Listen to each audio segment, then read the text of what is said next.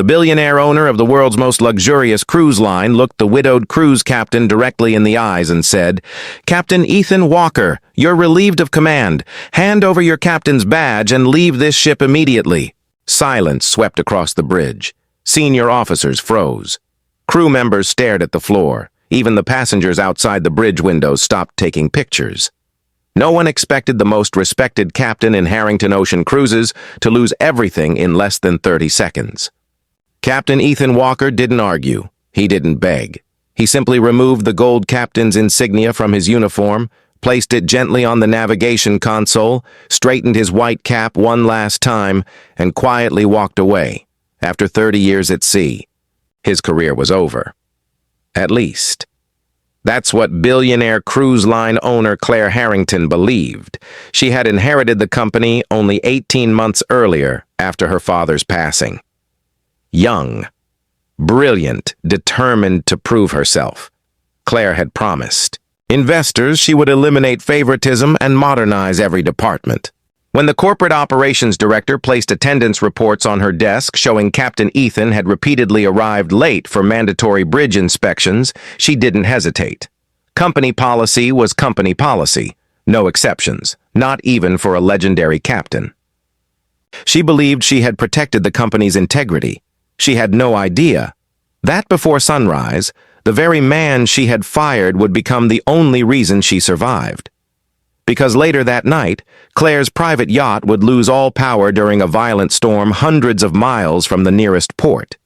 The satellite communications would fail, emergency generators would flood, rescue boats would refuse to leave harbor. Only one vessel would answer the distress signal, the man she had fired just hours earlier, and before that terrible night ended, Claire would discover someone inside her father's company had lied, forged records, destroyed an innocent man's reputation, and nearly cost her own life.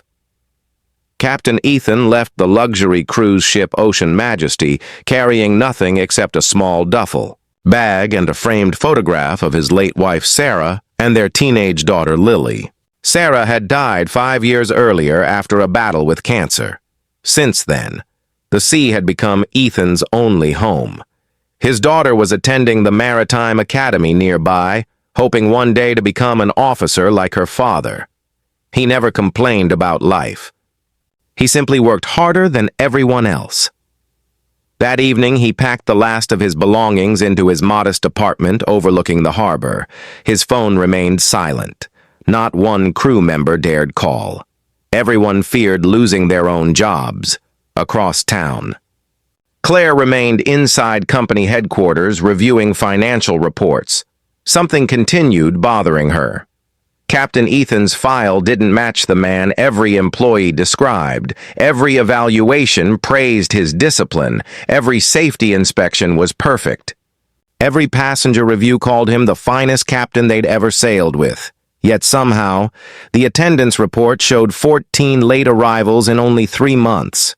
It didn't make sense. Before she could think further, her assistant interrupted. "Ma'am, your father scheduled tonight's inspection of the new private yacht. Investors are waiting." Claire nodded. Within an hour, she boarded the luxurious yacht with only a small skeleton crew. The weather forecast predicted light rain, nothing more. But the Atlantic had different plans. By midnight, towering waves surrounded the yacht. Lightning split the sky. A powerful electrical surge disabled the navigation system. Moments later, the engines stopped. The yacht drifted helplessly into open water. The radio crackled once, then went completely silent. Panic spread through the crew. One engineer whispered, "We've lost everything." Claire reached for the emergency satellite beacon. Nothing. Water had already flooded the electrical compartment. She suddenly realized something terrifying. Their yacht wasn't merely broken, it was invisible. Back at the harbor, the Coast Guard suspended rescue operations until daylight. The storm had become too dangerous. Every available captain refused to sail. Every captain, except one, Captain Ethan Walker, had already heard the emergency broadcast before the signal disappeared. Technically, he no longer worked for Harrington Ocean Cruises. He had every reason to ignore it. Instead, he quietly rented a small emergency rescue vessel owned by an old friend. Without asking permission, without expecting recognition, he sailed directly into the storm. Because real captains never calculate who deserves saving. They simply save lives. Hours later, Claire's yacht slammed against hidden rocks. Crew members screamed. Water rushed into the lower deck. Then, through sheets of rain, a searchlight pierced the darkness. Someone was coming. The rescue vessel pulled alongside with incredible precision despite 20-foot waves, standing at the helm, still wearing his captain's coat. Was Ethan? Claire couldn't believe her eyes. "You came," Ethan simply answered. "Everyone step aboard. We don't have much time." He personally carried 2 injured crew members across the gap, then helped Claire climb aboard moments before her yacht struck another reef and partially sank.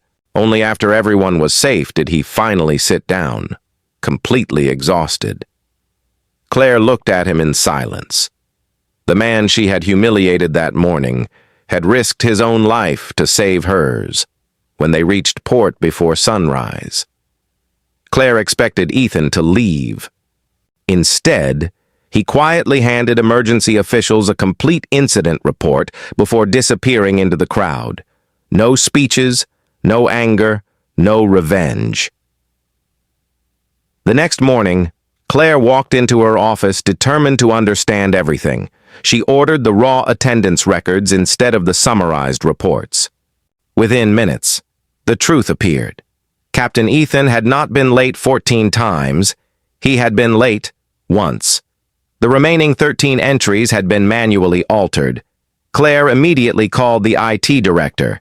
System access logs revealed every attendance modification came from one executive account. Richard Lawson, the company's chief operations director.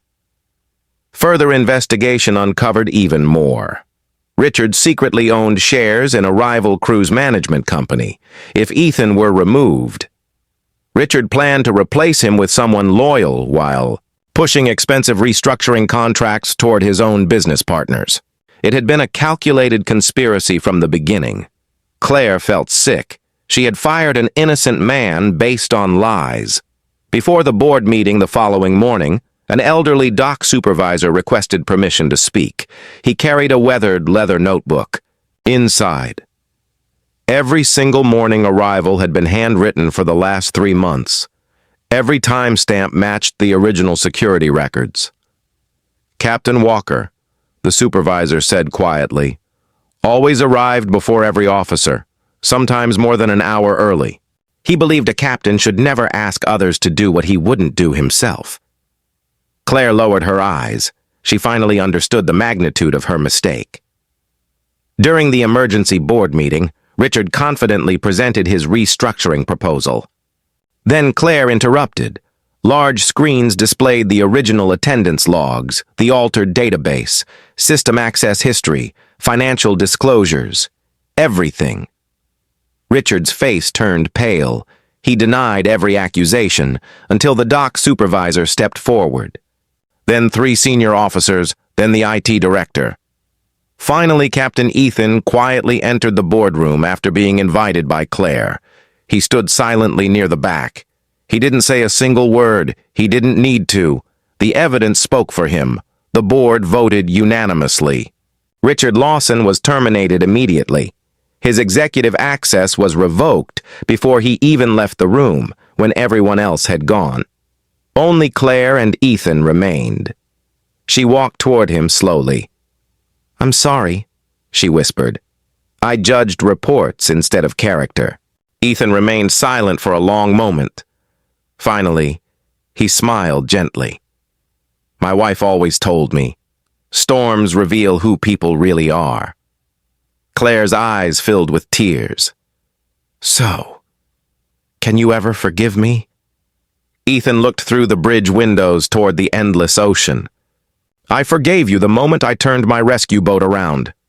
Weeks later, Captain Ethan was officially reinstated as Fleet Commodore, overseeing every captain in Harrington Ocean cruises.